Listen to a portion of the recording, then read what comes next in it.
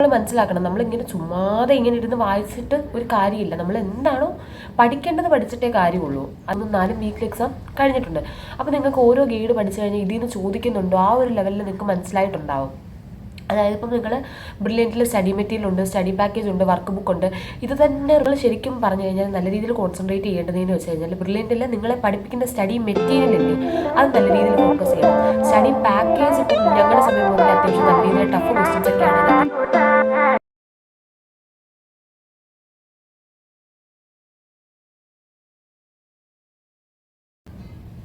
Hello guys, അപ്പോൾ എല്ലാവരും എന്ത് പറയുന്നു? സുഖമായിട്ടിരിക്കുന്നു? ഞാനോട് സുഖമായിട്ടിരിക്കുകയാണ്.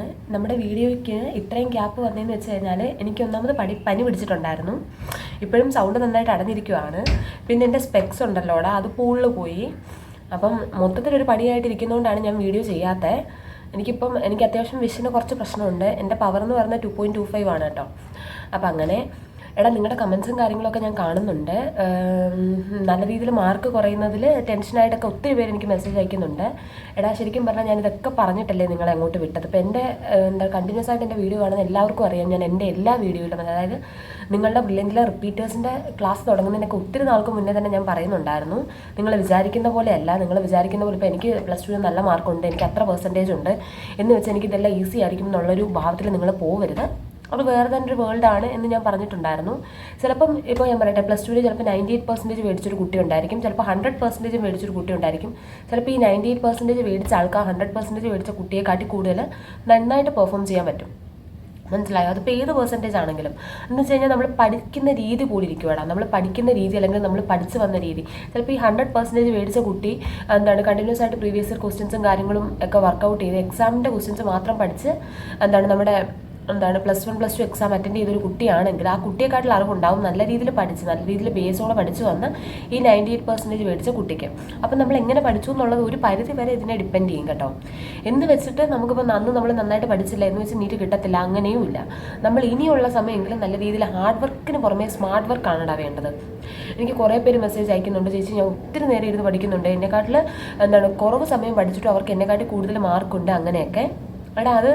അന്നേരം നിങ്ങൾ മനസ്സിലാക്കണം, നമ്മളിങ്ങനെ ചുമ്മാതെ ഇങ്ങനെ ഇരുന്ന് വായിച്ചിട്ട് ഒരു കാര്യമില്ല. നമ്മൾ എന്താണോ പഠിക്കേണ്ടത് പഠിച്ചിട്ടേ കാര്യമുള്ളൂ, അതിപ്പോൾ എവിടെയാണെങ്കിലും.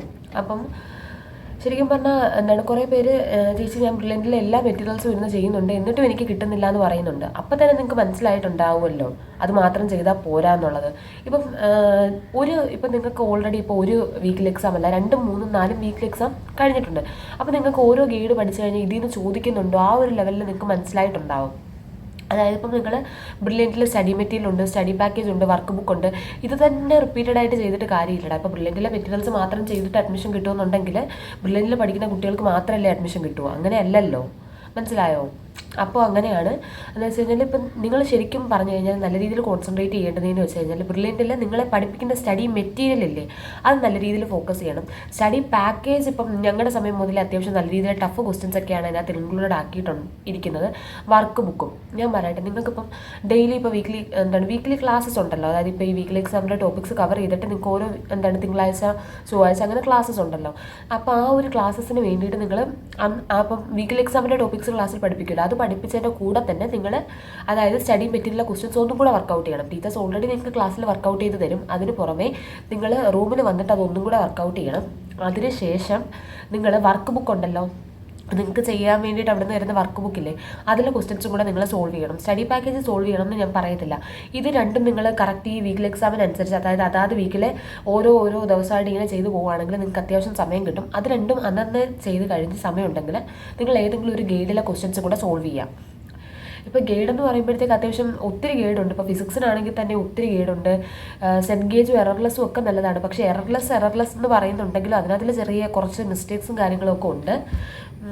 MTGയുടെ ബുക്സ് നല്ലതാണ്, സെൻറ്റ് ഗേജും അത്യാവശ്യം നല്ലതാണ്, എറർലെസ്സും നല്ലതാണ്. പക്ഷെ നമ്മൾ ഒത്തിരി കെയർ കൊടുക്കണം. അതായത് ചില ക്വസ്റ്റ്യൻസ് അതിനകത്ത് തെറ്റുണ്ട്, അപ്പോൾ വേണ്ട, എറർലെസ് വേണ്ട. MTG, സെൻറ്റ് ഗേജ്, DC പാണ്ടിയൊക്കെ നല്ല ബുക്സാണ് കേട്ടോ. അതിനകത്തിനും കുറച്ച് ടഫ് ക്വസ്റ്റ്യൻസും കാര്യങ്ങളൊക്കെ ഉണ്ടെന്നുള്ളതേ ഉള്ളൂ. അപ്പോൾ ഏത് ബുക്കായിക്കോട്ടെ, നിങ്ങൾ ഈ ബുക്ക് നമ്മൾ ചെയ്യുന്നതെന്ന് വെച്ച് കഴിഞ്ഞാൽ ആ ഒരു പാറ്റേൺ മനസ്സിലാവാൻ വേണ്ടിയിട്ടാണ്. മനസ്സിലായോ? നീറ്റിന് വരുന്ന ഇപ്പോൾ ഈ 45 ക്വസ്റ്റ്യൻസിനകത്തിലും അത് ഓരോരോ പാറ്റേണും കാര്യങ്ങളും അല്ലേ. അന്നേരം നമുക്ക് ഇപ്പോൾ കുറേ പേര് പറയുന്നുണ്ട് ഞാൻ എങ്ങനെയൊക്കെ ചെയ്തിട്ടും എനിക്ക് കിട്ടുന്നില്ല ചേച്ചി, ക്വസ്റ്റ്യൻസ് കിട്ടുന്നില്ല. എടാ അത് നമ്മൾ ആ ഒരു അത്രത്തോളം പാറ്റേൺ, അതായത് നീറ്റിന് കിട്ടാവുന്നതിൻ്റെ പരമാവധി പാറ്റേൺ, അതായത് വരാവുന്നതിൻ്റെ പരമാവധി പാറ്റേൺ നമ്മൾ ക്വസ്റ്റ്യൻസ് ചെയ്യണം. മനസ്സിലാവും? ആ ഒരു പാറ്റേൺ നമ്മുടെ മനസ്സിൽ ഫിക്സ് ആവാൻ വേണ്ടിയിട്ട് അതുപോലുള്ള 1, 2, 3 വട്ടം ചെയ്യണം. പിന്നെ കുറച്ച് പേര് പറയുന്നുണ്ട് ഇപ്പോൾ ഒരു ഗൈഡ് റെഫർ ചെയ്ത് കഴിഞ്ഞിട്ട് പിന്നെ ചേച്ചി നമ്മളത് എടുത്ത് നോക്കുന്നില്ലല്ലോ, അപ്പോൾ നമ്മൾ ക്വസ്റ്റ്യൻസ് എവിടെയെങ്കിലും എഴുതി വെക്കണോ? ആ ഒരു പ്രശ്നം ഉള്ളത് കൊണ്ടാണ്. അതായത് ഇപ്പോൾ നമ്മൾ ചിലപ്പം ഈ ഒരു ഗൈഡ് വെച്ച് പഠിക്കും, ഒരു അവസരം നമ്മളിൽ മോഡൽ എക്സാം വരുമ്പോഴത്തേക്കും നമ്മൾ പല പല ഗൈഡ് എടുത്ത് പഠിക്കുന്നവർക്ക് നമ്മൾ ഏതൊക്കെ ഗൈഡിൽ നിന്നാണ് പഠിച്ചതെന്നുള്ളൊരു ടച്ച് കിട്ടത്തില്ല. അപ്പോൾ നമുക്ക് ആ നേരത്തെ പഠിച്ചതിനൊരു പ്രയോജനം ഇല്ലാതാവും. അതുകൊണ്ടാണ് ഒരു ഗൈഡിൽ നിന്ന് തന്നെ റിപ്പീറ്റഡ് ആയിട്ട് ക്വസ്റ്റ്യൻസ് ചെയ്യാൻ വേണ്ടിയിട്ട് പറയുന്നത്. പിന്നെ ഇങ്ങനത്തെയൊക്കെ ഒരു കാര്യങ്ങളിൽ മറ്റേ PDF യൂസ്ഫുൾ ആണ്.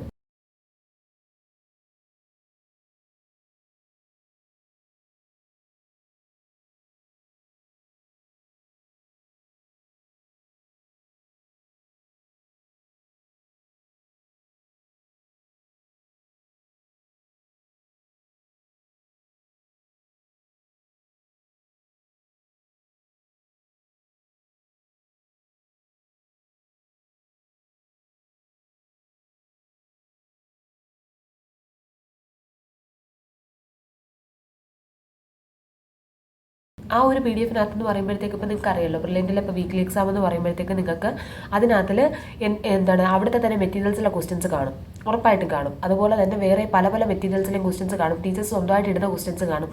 അപ്പോൾ ആ ഒരു 45, ഇപ്പോൾ നിങ്ങൾക്ക് വീക്ക്ലി എക്സാമിൽ ഫിസിക്സിന് വരുന്ന 45 ക്വസ്റ്റ്യനകത്തിൽ 45 പാറ്റേണിലുള്ള ക്വസ്റ്റ്യൻസ് ആണ്. ആ ഒരു എൻ്റെ ടോപ്പിക് ഇപ്പോൾ ഗ്രാവിറ്റേഷൻ ആണെങ്കിൽ ആ ഒരു ഗ്രാവിറ്റേഷൻ്റെ തുടക്കം മുതൽ അവസാനം വരെയുള്ള ആ ഒരു സാറ്റലൈറ്റും കാര്യങ്ങളും വരെയുള്ള കാര്യങ്ങൾ വെച്ചിട്ടുള്ള ക്വസ്റ്റ്യൻസ് നിങ്ങളുടെ വീക്ക്ലി എക്സാമിന് ഇൻക്ലൂഡഡ് ആയിട്ട് ഉണ്ടായിരിക്കും. അപ്പോൾ ആ ഒരു PDF വർക്കൗട്ട് ചെയ്ത് നോക്കുവാണെങ്കിൽ നിങ്ങൾക്ക് ആ ഒരു പർട്ടിക്കുലർ ചാപ്റ്ററിലെ പല പല ക്വസ്റ്റ്യൻസ് കിട്ടും. അപ്പോൾ ആ ഒരു PDF വേണമെങ്കിൽ ഞാൻ അതിൻ്റെ നമ്പർ താഴെ കൊടുക്കുക, അത് മേടിച്ച് ഇതാക്കി നോക്കുക. അല്ലെങ്കിൽ നിങ്ങളുടെ തന്നെ വേറെ ബാച്ചിൽ കഴിഞ്ഞിട്ടുള്ള, ഇപ്പോൾ ഗ്രാവിറ്റേഷൻ നിങ്ങൾക്ക് എക്സാം ആണെങ്കിൽ അത് വേറെ ഏതെങ്കിലും ഒരു ബാച്ചിൽ ഓൾറെഡി കഴിഞ്ഞിട്ടുണ്ടെങ്കിൽ അവരുടെ ക്വസ്റ്റ്യൻ പേപ്പർ മേടിച്ച് വർക്കൗട്ട് ചെയ്ത് നോക്കുക. അങ്ങനെയൊക്കെ നമുക്ക് ചെയ്യാൻ പറ്റത്തുള്ളൂ. നമ്മൾ പരമാവധി നീറ്റ് എക്സാമിന് മുന്നേ 1500 ക്വസ്റ്റ്യൻ ചെയ്യണം എന്നൊക്കെ ബ്രില്യൻറ്റിൽ പറയുന്നുണ്ട്.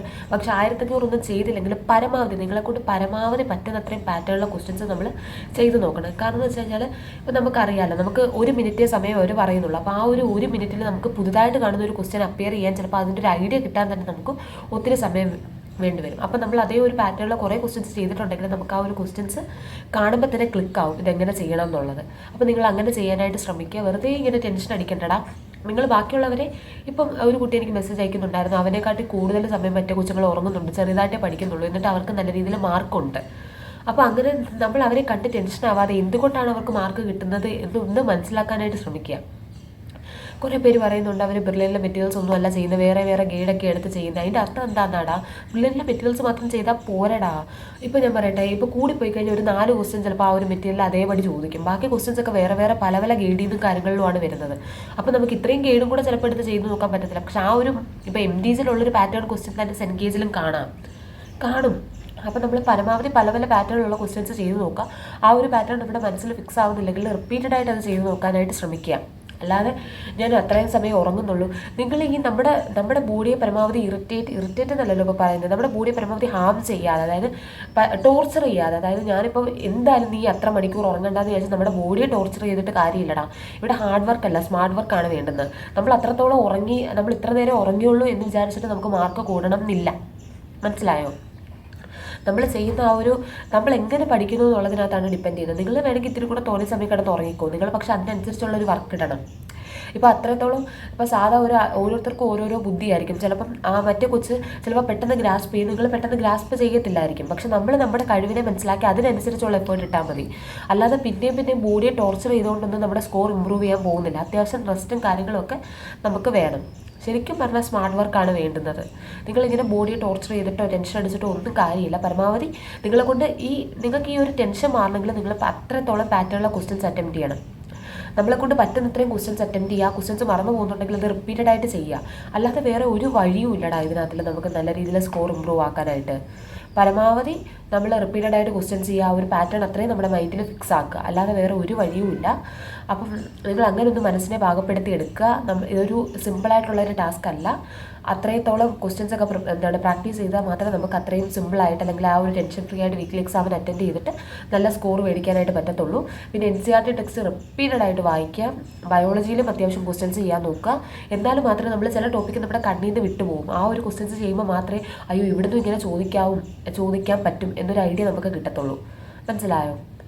പിന്നെ ഞാൻ പറഞ്ഞ PDF-നകത്തിലാണെങ്കിൽ ഇപ്പോൾ ഞാൻ പറയട്ടെ, ലിവിങ് വേൾഡ് ഇതൊക്കെ ഞാൻ ഒത്തിരി വട്ടം പറഞ്ഞിട്ടുള്ളതാണ്. ശരിക്കും നിങ്ങൾക്ക് യൂസ്ഫുൾ ആവുന്നത് കൊണ്ടാണ് ഞാൻ ഈ റിപ്പീറ്റഡ് ആയിട്ട് പറയുന്നത്, അല്ലാതെ എനിക്ക് കുറേ പൈസയും കാര്യങ്ങളൊന്നും കിട്ടുന്നത് കൊണ്ടല്ല.